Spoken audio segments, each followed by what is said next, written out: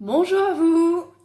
Dans cette vidéo, je voudrais vous amener à la réflexion entre la différence entre l'être et le faire.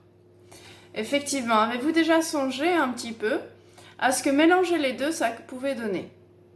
Parce que lorsqu'on vous dit, eh bien, tu es stupide, par exemple, ce qui peut arriver sur des enfants qu'on puisse leur dire ça, eh bien, ça veut dire qu'on mélange la personne, on l'assimile à ce qu'elle a fait que nous trouvons stupide ou que nous ayons un autre jugement.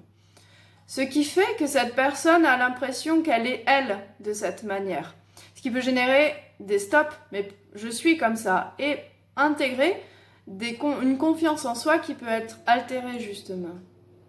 Alors que si nous faisons bien la différence entre ce que nous sommes et ce que nous faisons, nous avons là une différence entre le comportement, ce que nous pouvons dégager, et ce que nous pouvons être à l'intérieur de nous.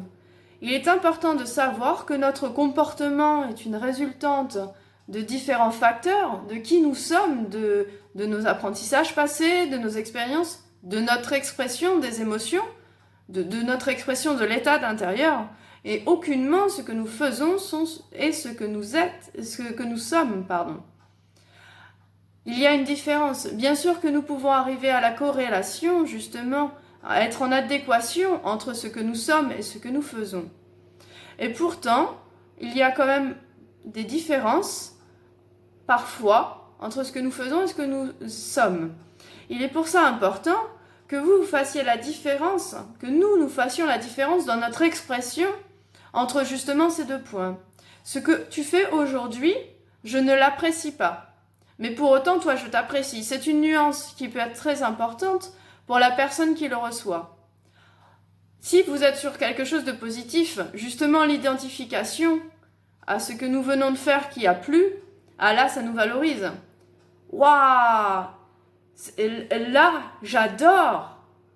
Alors, même si c'est ce que la personne a fait que vous adorez, ben, cette personne va se sentir gratifiée par ça, parce qu'il y a l'assimilation, l'identification, par rapport à vous, ce que vous dégagez, entre ce sentiment de ce que la personne a fait qui vous a plu et qui elle est. Donc là, effectivement, c'est une valorisation, mais pour autant, ça n'est pas forcément le cas. Vous pouvez trouver que quelque chose est très bien chez quelqu'un, que quelqu'un fait, et pour autant, ce n'est pas pour ça que vous appréciez la personne.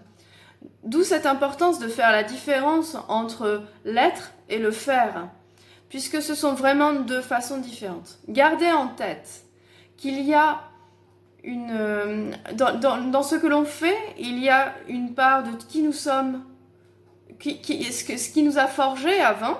Il y a nos émotions qui ressortent de cette manière. Et tout ça, c'est vraiment différent de qui est la personne à l'intérieur. Je prends l'exemple, par exemple, lorsque nous parlons d'émotions, justement, parfois, on peut avoir de la colère qui sort, et en fait, ça s'exprime sur une personne qui ferme complètement. En fait, elle va, sortir cette colère de cette manière. Cependant, en fait, si vous arrêtez à ce qu'elle fait, vous n'allez pas comprendre ce qu'elle est à l'intérieur, comment elle est à l'intérieur. D'où cette importance entre la différence entre qui nous sommes, ce que l'on est et ce que l'on fait. C'est vraiment très important. Vous pouvez commencer déjà à le transmettre par vos paroles, essayez de comprendre, lorsque vous le dites, essayez de faire cette différence. Lorsque vous adressez à quelqu'un, faire cette différence entre ce que tu es et ce que tu fais. J'aime ce que tu fais ou j'aime ce que tu es. Je n'aime pas ce que tu fais, mais j'aime ce que tu es.